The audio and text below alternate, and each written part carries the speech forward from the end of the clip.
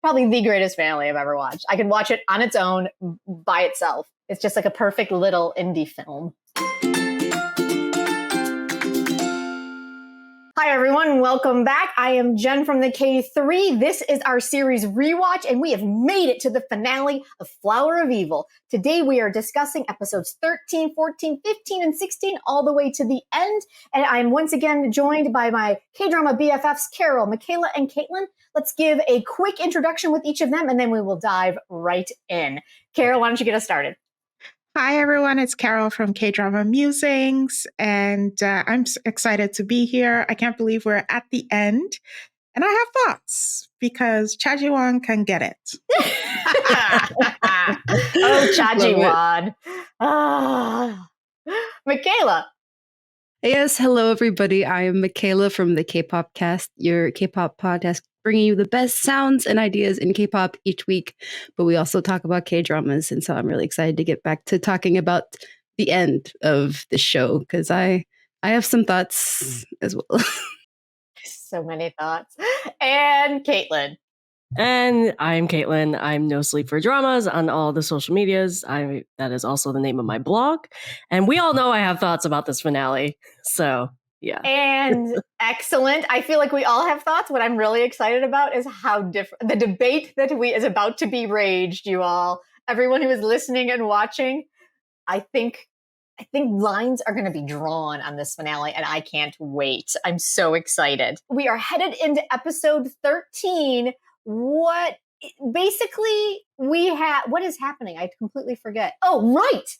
Our lovely couple has arrived at the Baek house, getting ready to confront fake dad and the family.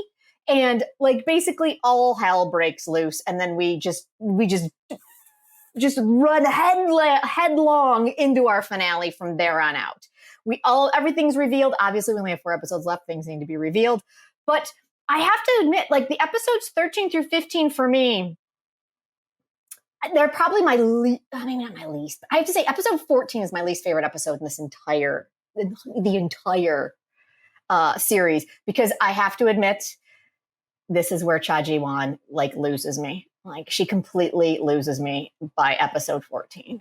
I'm just like, Sweet Pea, what are you doing? So that's where I'm at. But if I remember our conversation correctly, Michaela, you love these 3 episodes. So please share with me why these 3 episodes you did. I do. And specifically episodes 13 and 14 for two very important reasons. One, we get to learn a little bit more about Hyun Soo's mother in episode 13 and his father's relationship with her. And then in episode 14, I get my fights. I finally get them fighting with each other, not once, but twice. I did write in my notes that I did enjoy the bickering. I wish we would have gotten more bickering earlier. I wish we would have found that. Yes, I totally agree I will give you that for sure. Okay, so let's just start with kind of what we enjoyed the most about 13 and 14. Carol, do you want to start? What do you got? I think what I liked was I loved seeing the strategic mind of Lee Joon Gi's character, Baek Hee Sung, play out. Not Baek Hee Sung. What's his name? Hyun Soo. Yeah. Oh, Carol's channeling the finale. Exactly.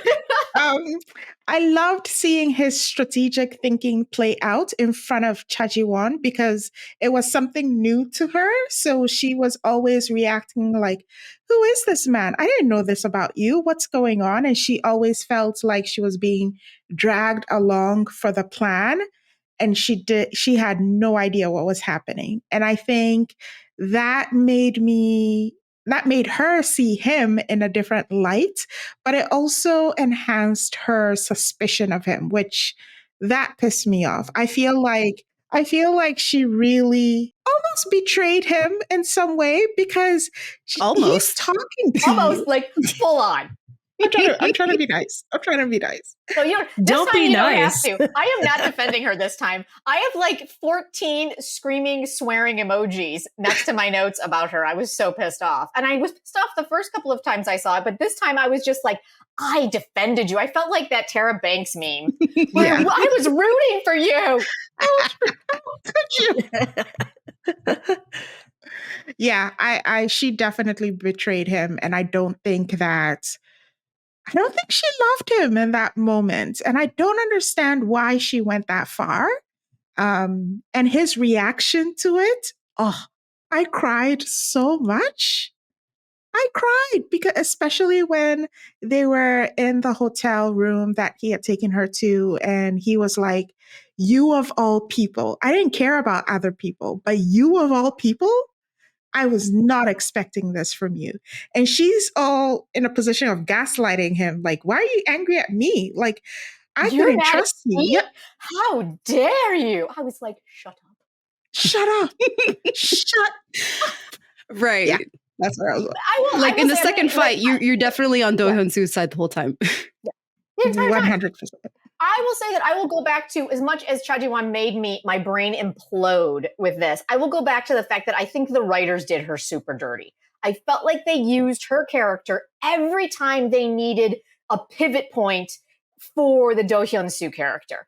And I felt like nothing she did was organic for episodes, like probably most of the time. I felt like from the time she learns that he's Do Hyun Soo until the finale, nothing she does is organic. It's simply she is a chess piece that the writers move to get a certain emotional reaction from Do Hyun Soo.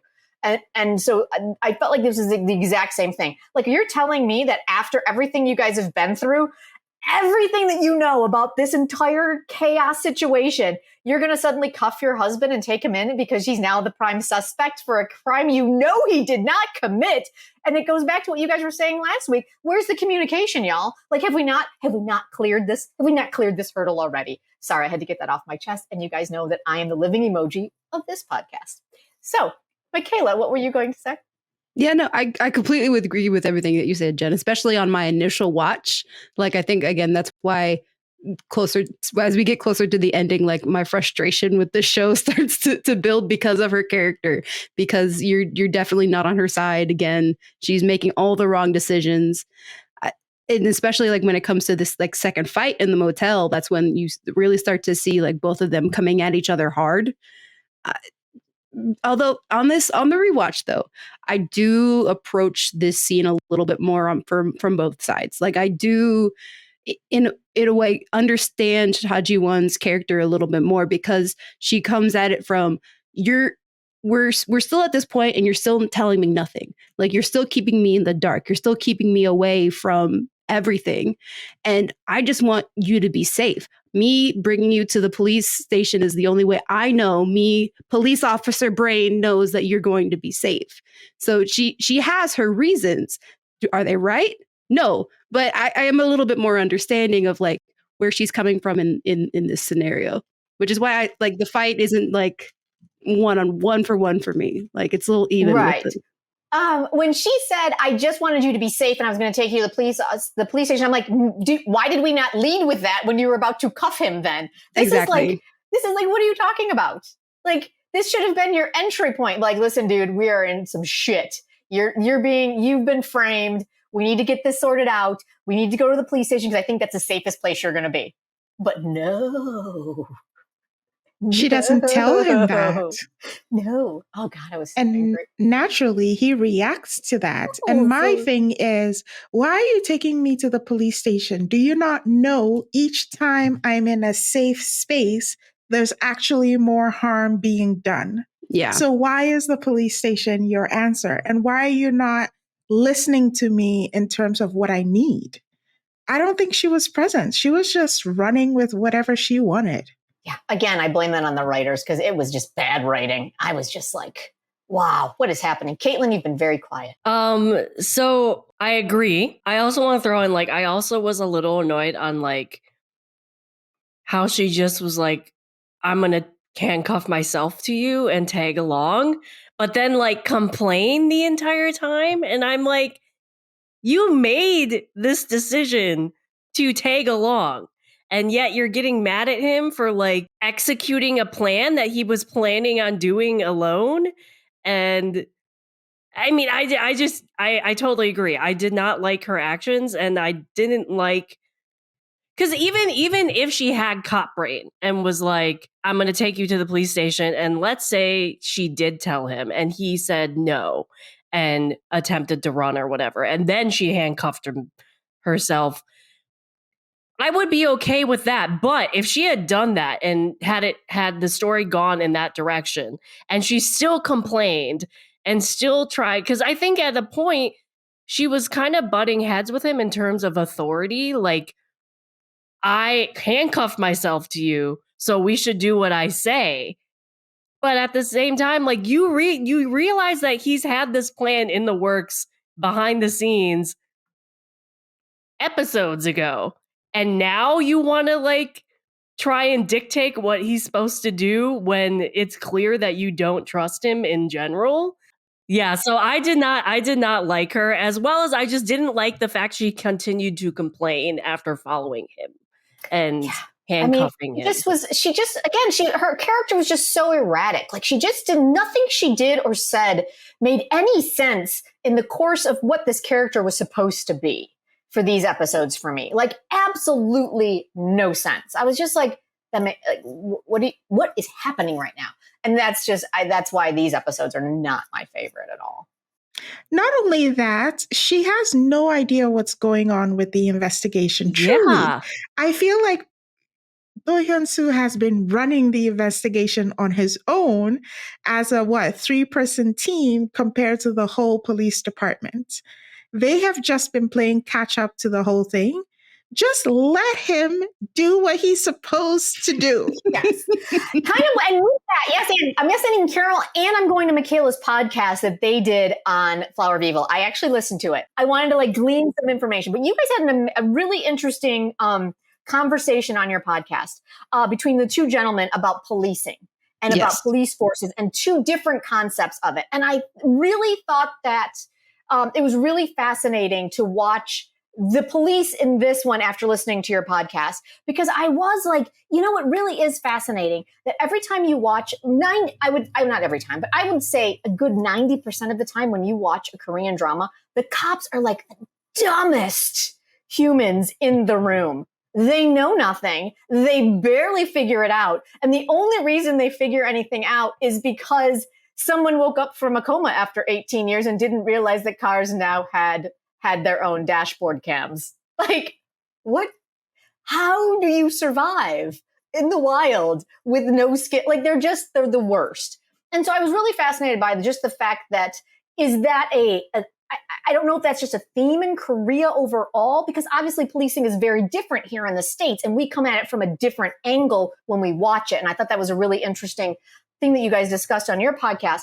And I did realize that watching it with an American mindset, that it's just a completely different portrayal of how policing and police officers are. And I was just like, once again, they're the dumbest humans in the room. Well, that and this is a common thread for me when I watch crime dramas, is I'm constantly criticizing the police. And it's also a constant thread where, like, they definitely, throughout this investigation, both them, the current team, and anybody who investigated the old cases, had one-track minds. They were very prejudiced, never looked at anything other than Hyun Soo. And even when you had Cha Ji-won over here saying like, hey, here's some evidence that may point to accomplice, or here's Hyun Soo presenting this evidence, or maybe even her older partner who was like, I found this interesting thing. Those were nuggets of information that they could have worked off of and actually explored, but they really didn't. Like, they still had this prejudice one-line thread up until the end, like up until episode 15, no matter how much evidence was put in front of them and how many other influences and people were like, dude, you are looking at the wrong guy for any of the crimes you're investigating. Like, and that came from the top down too. It wasn't just the team, but it was like, when the police chief calls basically the bad guy to be like, so here's the plan. Yeah. I was like, yeah, what? is Yeah. happening right now. Yeah. Like, I feel like the big thing in Korean dramas with the police officers is it's corruption. Like, Right. corruption is like the thing that filters into everything. And it's always the good old boys club. And that's what filters through. And so Yeah. I thought that it was really interesting going with that. So that was my. And yeah, it's understandable. There is a long history of that, both in Korea and here. Like, we all know there's a lot of for corruption sure. in history too. But yeah, it sometimes gets very tiring when that's like the plot device that is used to move or not move a plot along when it comes to a crime drama, because somebody picks up the phone and calls the culprit and says, "We found this piece of evidence." Okay, well, I'm going to pay you $1 million to like delete that evidence. Like, It's the most stereotypical scene in the show too, because it's like the two chaebols, the politician, the police commissioner or whatever he is, all at this very fancy hotel eating like raw sushi. Like, I feel like I've seen chaebols be corrupt at a sushi place 1,000 times in K-dramas. And like the only way they even got to your beautiful background here, Michaela, where the big final finale happens, is because Hyun Soo called his wife's phone on a burner phone and she didn't pick up. And then she calls back and our poor Jung Mi-suk picks up the phone and is like, "Get your ass over here. He's going to kill him." That's the only reason they knew where to go. They didn't figure it out. At no point did they figure it out. What was that line out of the ambulance? I always hate that line when she tells Jung Mi-suk, she's like, "A murderer is always a murderer." I'm like, are you effing kidding me? This is episode 15, and you still are like, just because your husband decides to kill a serial murderer, you're gonna be like, "Oh yeah, he's in the jail." Like, that part always aggravates me. There was no arc for her. No. She was just absolutely consistently annoying. Yeah. I will fight for her until episode 4 to 13.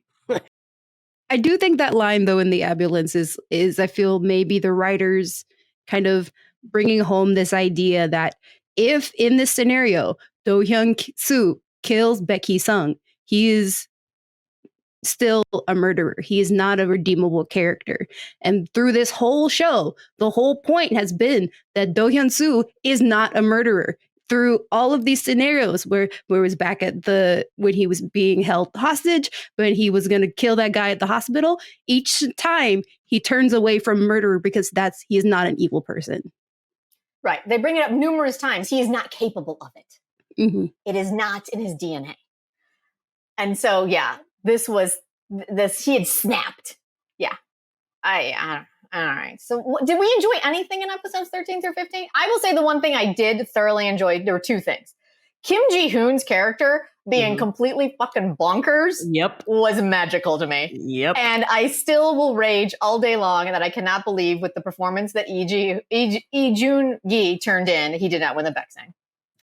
You know what? I was going to say that too. Because, first of all, Kim Ji-hoon's character being able to gallivant all over the city and do stupid shit without anyone knowing with a CCTV soul. Come on. Right. Carol, he's been in a coma for 14 years and knows nothing about modern technology. What are you talking about? Okay. But the police? See, the fact that he has been in a coma and he doesn't know how the system works now, that should make him vulnerable to the CCTV, to people seeing him, to like communications.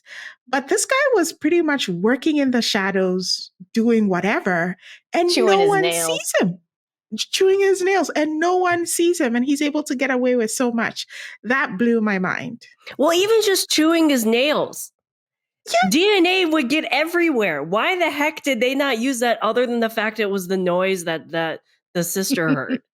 Yeah. Like, yeah. I think my other favorite moment was when Baek Hee Sung, this is Kim Ji-hoon, says to Do Min-seok, "Let's ask your son to do it. You said your son will do everything." And he just fake stabs him and tells him not to mention his son again. I was like, that moment, no matter how bad the man is, he still loves his kids. So let's give him something there. Oh, parental love. Yeah. Sure. love. Yeah. He's a serial killer, but he loves his boy. It's his boy. And the other part is, I think that is when Kim Ji-hoon realizes that the father figure or the person that he thought was his mentor, the person who cared for him the most, he actually cares about his son more, and he's not that important to him. And that's when he snapped. And I just loved that interaction, because this Kim Ji-hoon's character is realizing that nobody loves him. Yeah. If you will. Yeah. Yeah. All the challenges he's having with his parents, that's what he's experiencing here too. It's just that over here, this person is using him and enjoying the time they have with their extracurricular activity. Right. Right. Absolutely. My favorite Kim Ji-hoon moment was when they're in the cellar and Lee Joon Gi, Hyun Soo was like, "Where's your phone?" And he realizes that he doesn't know about the wife yet. And he's like, I think you should probably call an ambulance. I'm probably going to need one very soon. My phone's in my front pocket. It's like, was the best. My favorite Kim Ji-hoon part was when he knew he had effed up by killing the wife and telling him, because you could actually see for the first time he was actually scared by how fast Lee Joon Gi's character expressions changed, and how he was just like went from, okay, I'm going to be okay, but I'm going to kill you. And that whole exchange, just expression wise between the two of them, I love that part. Yeah. All day long. I will say, I used to, the cellar scene on a couple of rewatches, I'm kind of like, oh, God, I'm over it. Like, whatever. Like, but this time I was locked into the cellar scene this time. I was just like, this is so much better than I remember. Oh my God, I loved it. I have a question going back to the father really quick, and I might have just not have noticed or caught on, because I definitely did not. I don't think I caught this in the first watch, and I think I just maybe, if they said it, I don't think I caught it. Did they ever, like, obviously we knew that when they investigated his father's death, they characterized it as a suicide. And from episode 14, we knew what really happened. Did they ever explain why it was like characterized as suicide? Like, other than like us making the connection that it was like a botched police investigation or something? What? A botched police investigation? How could that possibly happen? I'm stunned. I don't believe we ever got actual word. I was extrapolating that Baek Hee Sung threw him over the mountain like he had told him to do with Jung Mi-suk. That's kind of what I had kind of extrapolated from that interaction. But okay. I never thought of it that way. I thought he just left him there, but that makes more sense. Okay. MICHAELA, you've been very quiet. What's happening? Going back to episode 13 and like my comments about the mother, because I realized I mentioned this in our first episode that I had thoughts about how the mom is connected to the visions, but I never talked about it before. So I feel like I should maybe clarify that now at the end. But for me, when I love episode 13 because again, it talks. You get that scene where he has this vision of his father, like explaining, like, you know, what happened to his mom and the relationship that they had, and he's all like, she fell in love with the illusion and she left us because she didn't actually love the real me, and we know that she. I can't remember specifically. Does it ever said clearly that she is still alive or that she just left? Like. Because from my interpretation, we're to believe that she is possibly murdered by their father. I thought in one episode they told us that the mother's remains were found on the mountain. Right. Okay. Yeah. I feel like I remember that being said. Like, so it's official that she's been killed, but I don't know if they could ever link her to Dad. Mm-hmm. That was I don't remember. Yeah, because for me, when it comes to like Do Hyun Soo's character, like one of the reasons why his visions go away for me is because he truly decides to become Baek Hee Sung in those moments. Like he truly decides to become some other person. This person who is capable of being loved by Cha Ji Won's character, and also a person who is now capable of showing love and is not worried of becoming like his father and becoming somebody who could in the future possibly harm the person that they love. Okay, but I think that that's how he feels, because when we're talking about maybe 15 and 16, where he's saying things like, I know how to manipulate people. I know what they want to hear, and I use it to my advantage. I feel like he's still removing himself and what could be from what he believes he is. So he's sort of theorizing his emotions and theorizing his actions to make him come off as someone who is cold, unemotional, all those things that he has believed over the years of himself. He's playing it out again. And so in that episode 16, I felt like there were some cruel moments from him. There were some things he didn't need to say, but we'll get to it in a moment. With that being said, are there any final things you guys want to talk about with episodes 13 through 15? Because the show obviously takes a hard pivot heading into episode 16. I just want to give a shout out, and this will connect to 16, so that's okay. I want to give a shout out to his fake mom. Because I realized, I don't know if I recognize this because I think I just hated her so much by the end of this on my first watch. Right. I think the father had a crap ending because he deserved so much worse than what he got because he kind of checked out.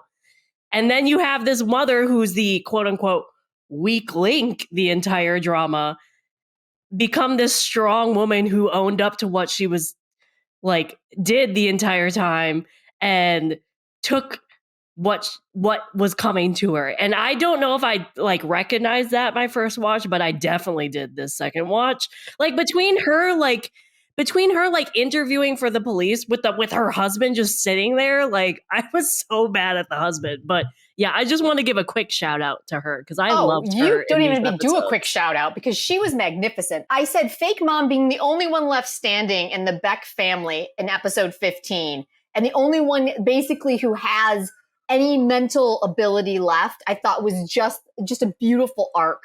And then you go into her final scene in episode 16, and I just thought that she got the arc that Cha Ji-won did not. And I just thought it was, I thought it was a magnificent arc of watching this wretched, wretched woman. And even when she's basically setting up Do Hyun Soo, she basically said, I always did consider you my family. He was always nicer to her than anyone in her family. Right. Yeah. He was the guy. I love that conversation in prison. He had no feelings for her whatsoever, and he still was nicer to her than anyone in her family. Yeah. I love that conversation between the two of them in the prison, because I think that was kind of where they first really had a connection other than the pharmaceutical scene. And it kind of like ended that in terms of like, you knew he was probably going to visit her on a regular basis, because I got the feeling that he didn't really believe she should be there either. Oh, really? I can't wait to dive into that. Yeah, I did. Interesting. Definitely. That's fascinating. All right, we'll dive into that. I hold that thought. That thought. Carol, did you want to say something? Look at Michaela. Michaela's got a face and Carol's got a face. Okay, do we want to dive into the finale or do you want to finish up? Okay, let's just dive in on this because I feel like both Carol and Michaela have thoughts on what Caitlin just dropped. Go. Carol, you first. Okay, I do agree with Caitlin. I thought it was awesome that she was the last, mom was the last one standing, especially since we've seen, 15 episodes of her losing her mind constantly. And being told that she can't handle it? Yeah. And then it turns out she's the one who can. I thought, ode to women. Shout out to us. And no matter what, we can do it. PA, just in case. Oh, she did. That out. She did amazing. She did amazing at the end. And as for her son and her husband really pissed me off because he's always come across as, I have all the answers. I have it together. This is the plan. This is what we're going to do. And then for him to just go out the way he did. I will push back a little bit on that, only because I thought it was beautiful that this is a man who's like been barking and growling and telling people how to live their lives and you suck and I'm smut and I'm this guy and blah, blah, blah. And when he finally gets confronted with the shit son that he created, he completely falls apart. He can't even handle doing the police thing. He leaves it to his wife. Like he's just a turd. He's just a complete turd from the get-go. And I thought it was, while I wanted more retribution against him, I think being trapped in your own mind of knowing of turdness, that I was completely satisfied with the fact that that he just basically showed us all that really your wife is the one who had it together. She's known the whole time, and if you would have let her just take the lead, you wouldn't be in this mess. You turd. That's true. How many more times can I say turd? Sorry, Michaela, go. Yeah, and just to piggyback off of your point, on the rewatch, I found it so interesting that Kim Woo Jin's character was the one that kind of gave him that first breakthrough of like that he's the villain in the scenario and he's the one who's messed up the whole time. Because especially in 13 and 14, I believe it's 14 that we get in the beginning, the flashback of what actually happened to Kim Woo Jin in that basement when he discovered the elk in the bag that was actually a dead body. And you realize like the terror and the trauma that he's been holding on this whole time. And because that trauma for him is like, I knew the whole time and I still did nothing. And so the father is like, I knew this about my son the whole time and I still did nothing. And it was so like cool to see Kim Woo Jin like be the person to give him the breakthrough, because I feel like there's that connection between those two characters. Yeah, well, absolutely. also to see what they did with that trauma, where Kim Woo Jin became a reporter and tried to help and rectify his mistake, whereas the father kind of just sunk deeper into the mistakes that he was making. Yeah.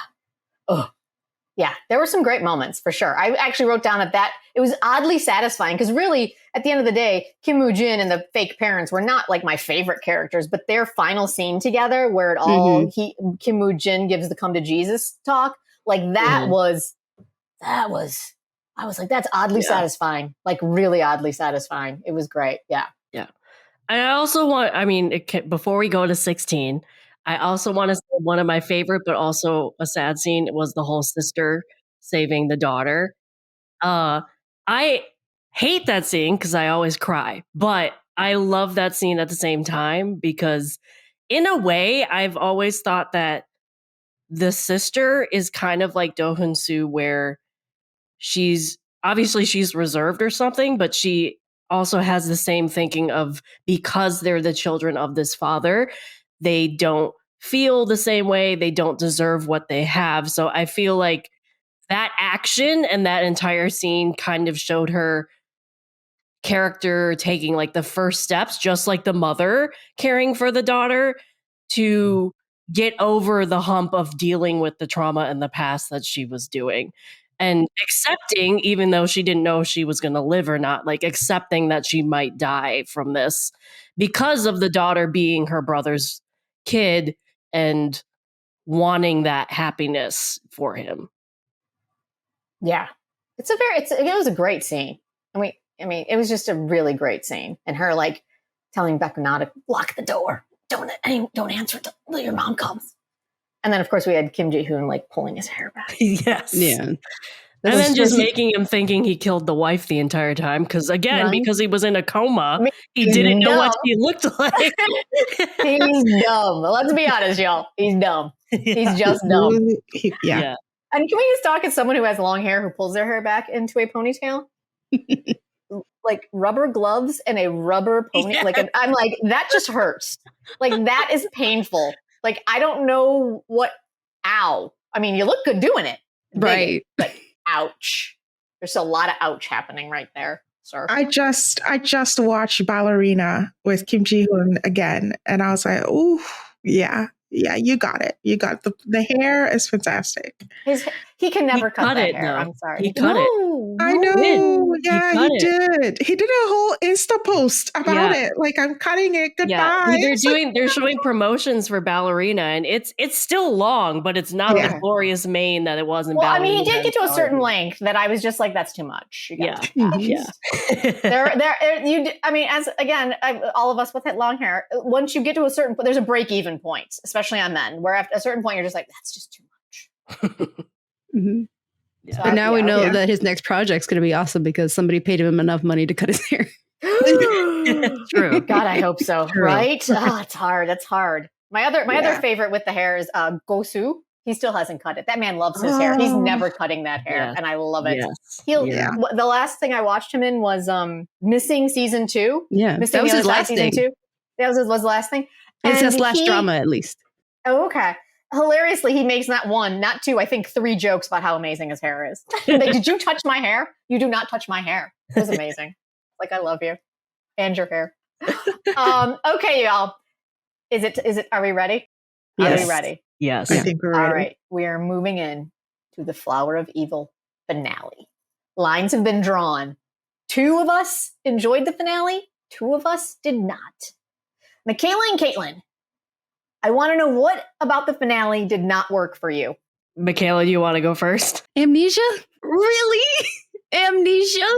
For a show that, again, has subverted a few tropes, like especially at the beginning of the show, and has like done things differently than most K-dramas, for it to resort to the core trope at the very end it was disappointing. And I really don't know why.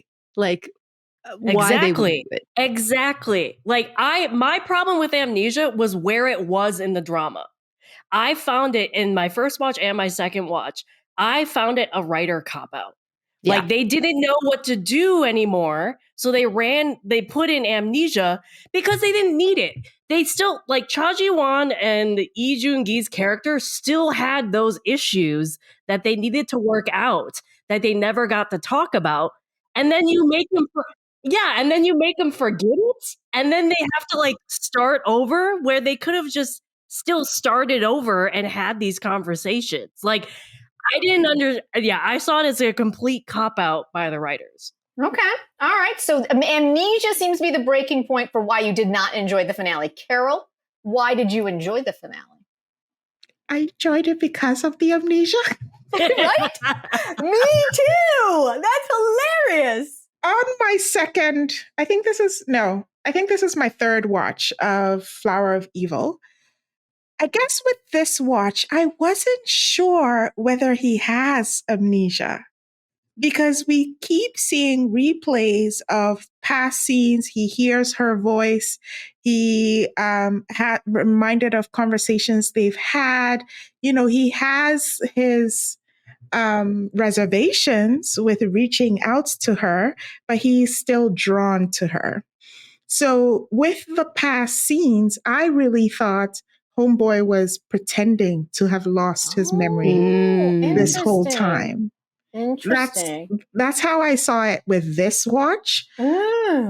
However, with the memory loss, I adored the ending where he goes to his shop and they have a conversation and he's like, okay, I'm taking a step towards you.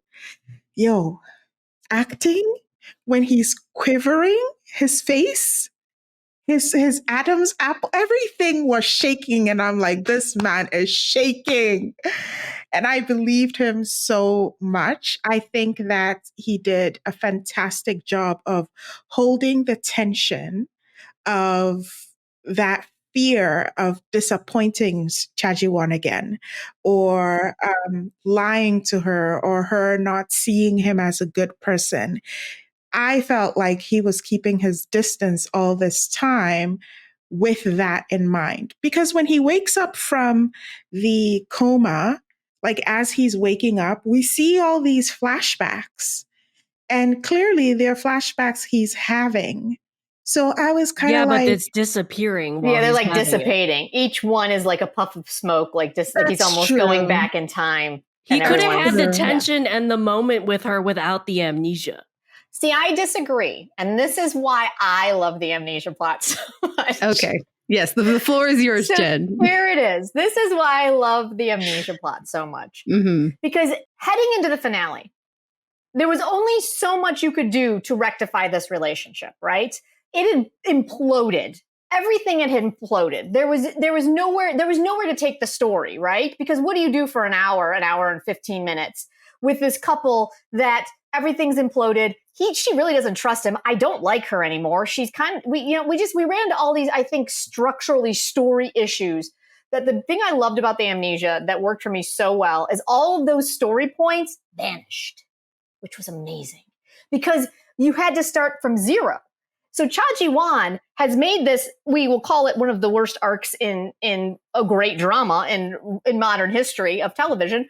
But she made many, many, many bad choices, awful choices, semi-okay choices, like not the greatest partner. So but she realizes as he's laying there unconscious that they're going to fix it. They're going to get back to it. They're going to get everything done. Well, then it's kind of that don't know what you got till it's gone situation. And that is what I loved about the amnesia plot line, because he had been saying over and over for the last 4 episodes, why is this happening to me? I was never a bad person. These things should not have happened to me. So you could tell that there was a reset that he wanted. And I loved the fact that Lee Joon Gi's character, what I think again makes this such an amazing character as an actor. We get a brand new Do Hyun Soo, which is the real Do Hyun Soo. And I think that's what I love the amnesia plot so much for. He could never be his true self had he not had amnesia. He would always be playing the role that he had crafted over those 15 years, because he crafted it for 15 years. You aren't just going to break out of it, even through tons of therapy. And so I love the fact that he was able to start fresh, knowing in his bones that he was still drawn to this woman and buying a refrigerator full of egg tarts because he is drawn to that life, but be able to have this life on his own terms. It's no longer him manipulating Cha Ji-won to do what he wanted. It's no longer him trying to do this facade to hide. It's because he is Do Hyun Soo. These are the choices he wants to make. And that is why I think it's one of the most perfect finales I've ever watched. Because though he makes the choice at the end, and kind of what Carol was saying, how she thinks he's faking it. I think it's I don't think he has full amnesia. I think it's muddled. So he's getting input from all the different things he's done and said. Which one is true? I don't love her. I do love her. I can manipulate her. She's my life. I love my child.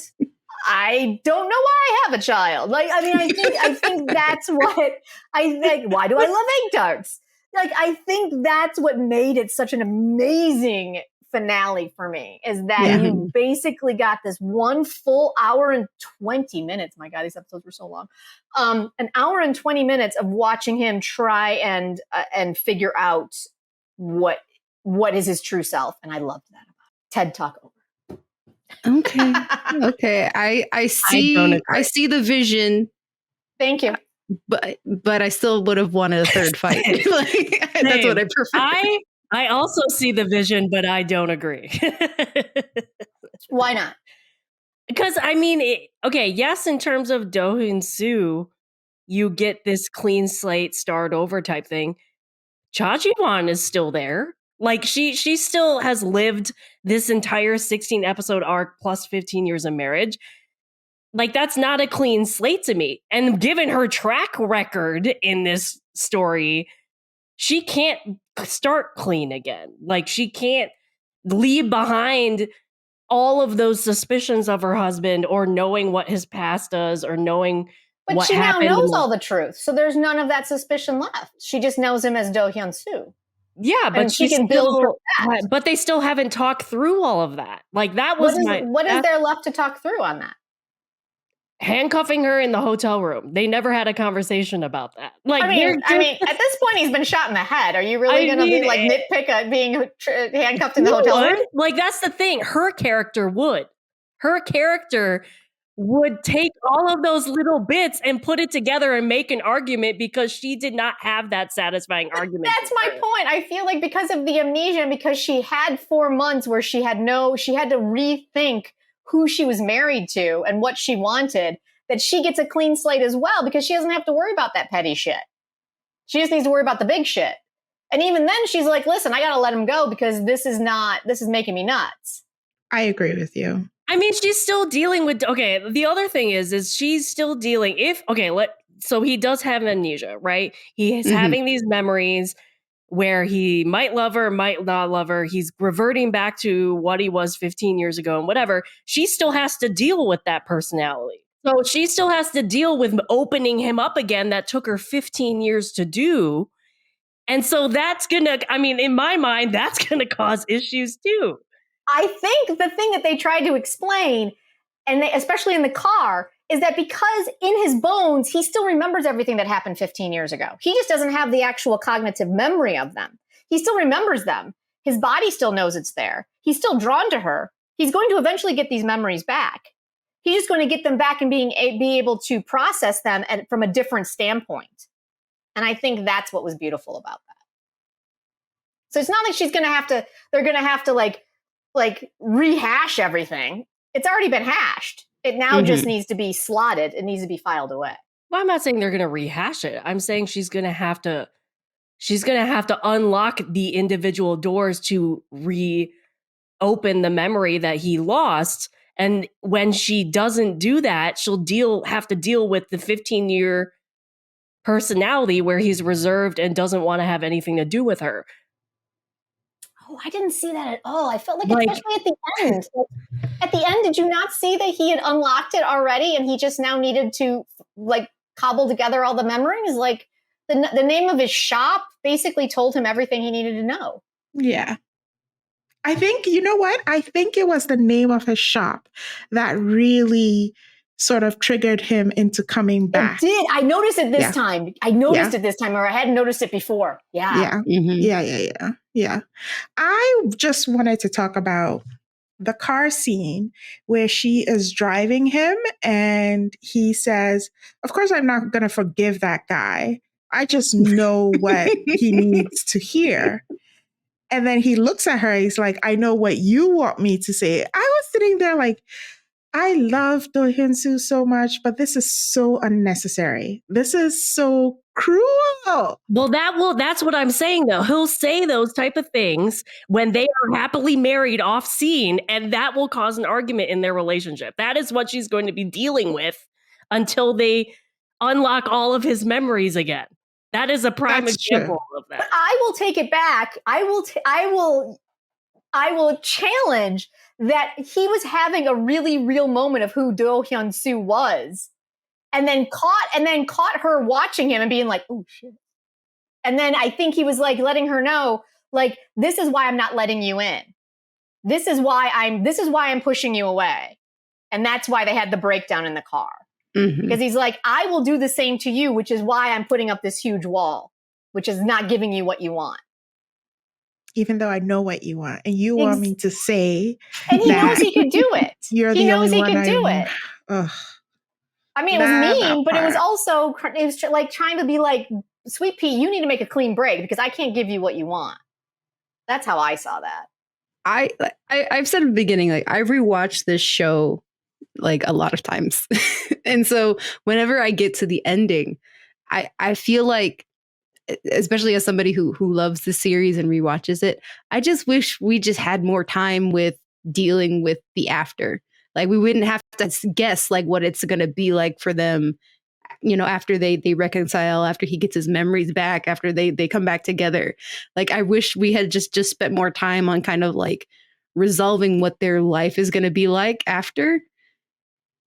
Because that's just like the biggest question that I like wish there was like a movie or like a second season of just to see what that looks like, especially for their poor daughter. My gosh, because like she's gonna now live her life later figuring all this stuff out about her dad and her mom. Well, that's a multi-season drama. Yeah, like because when as somebody who The later years comes, like I want those questions answered. I wish instead of spending the time on the amnesia and the ending that we spent a little bit more time on like what their life is going to be like instead of having these questions about maybe what it might be like. Exactly. I mean, that's fair. I can see that one. I guess for me it was just very clear with the ending what we were going to get, which was that they were going to be as happy as they were prior, but even more happy because they each were coming from their true selves and no longer this weird facade of fake identities and whatnot. So that's how I saw the ending, especially between the workshop and the Baek scene at the end. That's how I saw that. I would have been okay with the amnesia happened like episode 13 and 14. But my big thing was I just did not like the fact that it was the end of 15. And then what do you do for episode 16? That was why I was exactly so angry. what that was there. I loved it. No. But yeah, that was my main thing, other than what I have already said. Like, I just did not like the placement of the amnesia. Like, as I said earlier, I thought it as a writer's cop-out to have it at the end of 15. They could have done it earlier. And as MICHAELA was saying, they could have closed it and I agree with MICHAELA, like, they could have added more scenes of showing what their life would have been like at the end. You know, I forgot he had an amnesia because in my mind, when we mentioned it earlier, I was like, oh, like the foreshadowing from the earlier. Yeah, the foreshadowing. I really thought it was going to play out like Nice Guy with Moon Chae-won and Song Joong-ki. And so this was sort of refreshing for me. And I think that's why I liked it, because I remember him getting shot, which something happened to, was it Maru or Haru? Maru in Innocent Man. And for him, he was gone. And this time you have this person who has like fragments of memory and a connection and a daughter and all of this. And I was like, oh, this is so much more humane than it was in Innocent Man. So it could have been worse. Oh, so much worse. So much worse. Oh, yeah. I feel like at the top of 16, they gave us the wedding photos scene, and they pretty much spelled out exactly what we needed to know. And I even wrote it down because at one point she said, well, this is the only time that this ever happens and your folks aren't going to come. And he's like, don't worry about it. We'll just get married again. And then he says later on, she says something else. She's like, I know, but you'll be upset. And he's like, don't worry about it because for me, there is only you. You. And that's, for me, all I needed to know that for that story to be. Yeah, and she's got her star earrings because she is what's it called? The star the rising star that sleeps, or what is it called? Yes, it was like the morning star. Morning star. Yeah, where the morning star sleeps. Where the morning star sleeps, yes. Yeah. Yeah. I thought it was where the morning star rests her head. Or I think that's something like that. I feel like it's the same. Anyway, she's a star. Her head sleeps. She's a star. That's all we need to know. Perfect. And I think she also, at one point, she does say when Baek Hee is now Chauna, who's now going to have to now change her name to Doona. Like, poor girl. I mean, if anything else, like, let's just let the girl pick her own name at this point. I mean, she's crying and are you guys divorced and what's happening? And mom basically was like, dad's never lived as himself or for himself ever. And we just, I want him to be happy. And I think that also for me was something about this finale that I found very satisfying, because you did see Hyun Soo making choices for himself and being, finding happiness at the end for himself, not because he needed to hide from his seeing dead people dad or, because he's on the run from murder. He made these choices because that's what he wanted. Yeah. Oh, I'm sorry you did not enjoy it as much as I did, because it is truly, for me, one of the greatest, probably the greatest finale I've ever watched. I could watch it on its own, by itself, because that's how good it is for me. It's just like a perfect little indie film.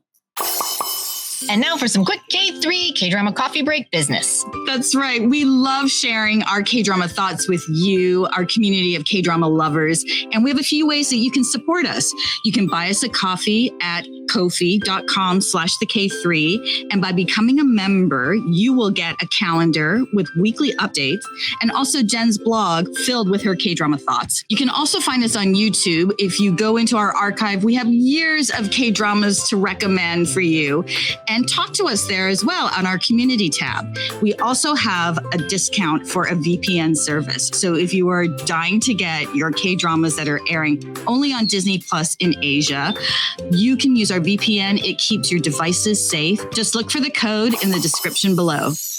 I also think just from an acting standpoint, and I think I mentioned this a little bit earlier when we were talking, but just the lack of an arc that Cha Ji-won had is the level of the arc that Hyun Soo had. And I think Lee Joon Gi, what he did with each iteration of that character, and I believed every single one of them. At no point did I go, that makes no sense, like we did with Cha Ji-won. We're like, what is she doing? Why is she doing this? It's my right. I mean, obviously just because sometimes stories just, you have a moment, but overall, 99.9% of the time, Lee Joon Gi took that character and organically and flawlessly flowed it through and allowed me to believe every incarnation of who that character was until we got to the very end. And I thought that was just a masterful job with that. He should have won the award. I know we keep saying it. I will die on that hill that he was robbed. When I finished the show, I was like, who else was there? Who won that year? But that's the thing is, like, this show is a cult classic, guys. It didn't do very well in ratings, like when it was actually airing. It wasn't very popular into Korea until after. Right. And I see that. But I'm just saying from an acting standpoint, please. The guy who won it was from Beyond Evil. He plays the same character every time. We're about to see it again. I'm like, dude, he plays the same character. He's always the same character. Okay, I remember that. Beyond Evil was way popular. It was great. Yeah. I thought Flower of Evil was the better drama. Yeah, I thought Beyond Evil was a magnificent drama overall. I hated it. Oh, really? I really enjoyed it. I thought that it was just from, as far as a crime drama went, like I was riveted, right? As for the crime part of it. And is it Shin Ha-kyung? Is that his name? Yes. I thought it's Shin Ha-kyung. I mean, he's a great actor, but he like plays the same character every time. And I just thought that Lee Joon Gi as Baek Hee Sung and Hyun Soo just did, it's from an acting standpoint, just did so much more. Well, who knows? Maybe he'll win it for Arthal this year because he's kind of doing the same thing in that show. Bite your tongue, Michaela. Bite your tongue. I mean, listen, I will say I'm enjoying Arthal far more with the recast than I did the original one. Yeah, personally. Okay, I haven't even started it. I'm so happy it's there because, like, now that we're done, I'm like, oh, I still want more Lee Joon Gi in my life. But here's some new Lee Joon Gi. I know, and I mean, listen, him and flowing like locks is also. I'm like, I like that. But he also reached that certain point where I was like, you got to cut that. You got to cut that. Like, it's too long. Gotta. He did.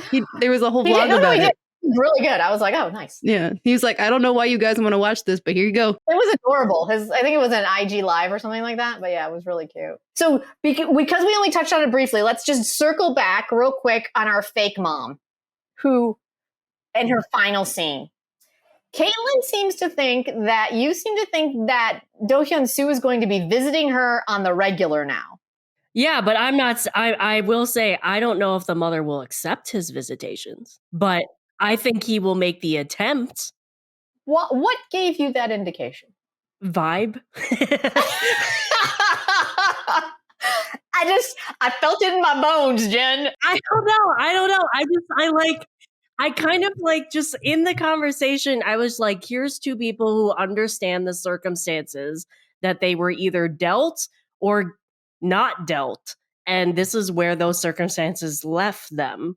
And I think through that glass, Do-hyun Soo understood his fake mother more than he ever did when she was not in prison. I don't think he would visit her again. I think that in his in his visit, what he was looking for is, can you confirm whether I had feelings for Cha Ji-won or not? Like, what did that person mean to me? And I think he was speaking to her because he felt she was the only other person who may have understood him all through this time. And so we see him spending time with his sister, and then we see him spending time with this woman. And so for her to say, you know what, I think you really liked her, like this, you cherished this person, and that's why you were keeping us away from her. I thought that was also an offering of like care and peace to him. I'm not saying he will come back the next week. Oh, I'm saying like if he regains all his memories, they might start like a cordial relationship. Like he's not going to go the next week. Worse. Like he lost all his memory. He has no relation to this woman. I looked at that scene as being full circle, and the circle is closed. Peace out. Okay. Here's my gift to you. Yes. Because he opens it with, you probably knew me better than anyone. So I need a piece of data. I need intel from you. And I think for the first, maybe not the first time, because she does admit that she always thought of him as family. But she probably is staring at this person who now has no memories and is like, wow, we really fucked this situation up. And I think that was the only thing she could give him.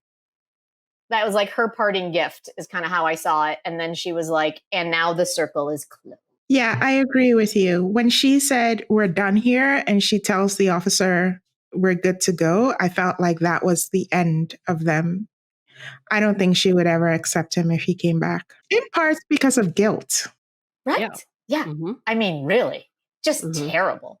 Well, just to go back to like arcs and whatnot though, but her arc as that character really was just magnificent. Like she could have really been just kind of a harpy, awful character, right? From beginning to end. But the actress Nam Kie is such a great actor that she infused that character with levels throughout the show and some empathy in there. Like she wasn't just some like wackadoo lady who stabs her son and then takes him off life support. Like you could see the progression of all of these things as she was doing it. And then you could see her progression to the end. And I applaud her. She was magnificent. And I think again, what we were lacking in Cha Ji-won, we found in Fake Mom, who I know had a name, but I never looked it up. We just called her Fake Mom through this entire podcast. She was Gong Mi-ja. Oh, thank you. Yes. Yeah. Going back to strong women, I think, especially on this rewatch, an arc I completely forgot about was Jung Mi-suk. Her going from dead wife trope to the kidnapped victim trope to the woman who is trying to save Do Hyun Soo from destroying his own life. Yeah. Yeah, Like, I agree remember wholeheartedly. in the first watch being so frustrated with, because she's trapped in the cage and he's trying to go after Baek Hee Sung and she's holding him back. I remember being so mad at her. I was like, girl, it's like he gave you the key, like he helped you. Why are you trying to like mess up this whole situation? But again, coming to this rewatch, it's like, no, she is so grateful to him that she is going to do whatever she can with whatever strengths she has to keep him from going down the path of evil. Yeah, no, I love that moment. I've always loved that moment for sure. Yeah, because she really, exactly. Because at some point you're just kind of like, oh God, this poor woman has been in a mental institution against her will for what, 15 years? 15 years. And so, yeah, she had every trope, like all these, like, the women tropes of like, poor victim women. And then all of a sudden she comes rearing back and like just crushes it. And I was really happy to see that for sure. Kind of going to yes and that. I also felt the same way about the sister. The first time I watched it, and maybe even the second rewatch, Do Hee Soo was not ever one of my favorite characters. Like I was kind of like, oh God, she's just annoying. And I think unfortunately it had a lot to do with Kim and Moo Jin. But on this rewatch, yeah. I still hate it on my second watch. I hated that bar scene. I hated it. I wanted to smack his head. I was just like, dude, let her go. Like, she's been living with this guilt for how many years, and she just wants to go on vacation. And you are telling her she can't go? Like, who are you to say that? I mean, that's what I loved about it. Like, they didn't give Kim Moo Jin, like, he doesn't get the girl, which I loved. I loved the fact that she was like, listen, brother of mine, our lives have been shit. And now we need to make choices for ourselves. And I'm going to go study abroad because that is what I've always wanted to do. And you need to make your choices that are best for you. And that sibling relationship that we've talked about over the course of these weeks, I just was so richer to me on this rewatch. And I really, really, I loved it so much because at the end of the day, it's probably the healthiest relationship that we saw across all 16 episodes, right? Like they were the two that actually knew each other better than anybody and had each other's back better than anybody and never questioned what the other one was doing. Like, they never doubted each other ever. And this rewatch, I was really like, yes, go siblings, go. I was very excited for them. That's kind of where I ended up. Well, then the last thing I'll say too is like the reporter itself, he has lived with the guilt of running away the first time. And then you add on the fact he made the promise to Hyun Soo to protect her sister, and she's like stabbed. And then he's the worst. I mean, listen, and it's just like at the end, it's like, okay, dude, I understand you're living with this guilt and you love this woman and you just want to lock her in a room and not let her go anywhere because you want to protect her and keep this promise. But like, look at the life she lived. Like, she should be able to go study abroad. I think that was like, I didn't like the writers adding on to the guilt he already had, but then him not accepting that and just saying like, I'm going to keep her in this glass case because I want this relationship and ideal life with her. And if she goes abroad, something might happen, which I understand why it's and where it's coming from, but I did not like that choice. Yeah, I mean, listen, he had great growth in many areas. Do Hee Soo was not one of them. Yes. He had no growth there. I agree. None. Zero. Zippola. All right, so I think that covers all of our thoughts. So with that being said, we have now done a rewatch of 4 episodes at a time of the entire series of Flower of Evil. This was a multiple rewatch for three of us. Caitlin, this is her first rewatch. I will now poll the gallery. Would you rewatch this and would you recommend it? Carol? Yes, 100%. MICHAELA? Yes, to the first part. I feel as a recommendation for somebody who's coming to K-dramas for the first time, I don't know if I would recommend it. But if there's somebody who was like already watched K-dramas and is like looking for one that like, again, explores themes that we usually see in like Korean movies in a K-drama, then yeah, of course I would recommend it to somebody. Okay, so it's not a gateway K-drama for you, but it's definitely a recommendation farther deeper into your K-drama. Yes. Yeah. K-drama journey. Okay. Mm-hmm. I'm afraid to even ask Caitlin, but Caitlin? I would not rewatch this. But I would recommend it. I think it would depend. I'm kind of with MICHAELA. I think it would depend on who I'm recommending it to and like what genres they like. But I would definitely recommend it. I just won't rewatch it. Gotcha. Okay. All right. I mean, you guys already know my answers. Yes and yes, for sure. I'm probably going to rewatch it. Maybe not right away, but I will. Once a year, I always get just the need to watch it. And as soon as those opening like string chords hit, I'm like, yes, I'm so happy. But I think I've learned better where I can fast forward, which has been great for this rewatch. So I'm like, I don't need to see that. I know what happens. Mm-hmm. You guys, thank you so much for hanging out with me and joining me on this journey. Hopefully we can do more of these. I'm looking forward to us discussing where we go next with our rewatch podcast series. Let us know where we can find you so people can follow your own stuff. Carol, MICHAELA, and Caitlin, let us know. Yeah, I am on Kdrama. I'm as Kdrama Musings on Instagram, Threads, and TikTok. And I do have a podcast. My latest episode is the halfway review for Destined with You. So if you're watching that, come listen to our thoughts. I was with Roan's #1 fan on the podcast. So it was a fun podcast to do. And yeah, come find me. See you on the internet somewhere. Love it. Michaela? Yes, so I'm MICHAELA again from the K-pop cast. We also have a segment called the Kdrama cast, which features the episode that Jen so lovely plugged. This is my first time or my fourth time plugging it on the show. So if you haven't gone to watch it yet, it's Good, Evil, and the Law in K-dramas. And then in the description of that episode, you can find all the links to our Slacks and all the social medias. Excellent. And Caitlin? You can find me on Instagram, Threads, Twitter, TikTok, all the places. And No Sleep 4, the number 4 dramas. And I have a blog in that same name. Excellent.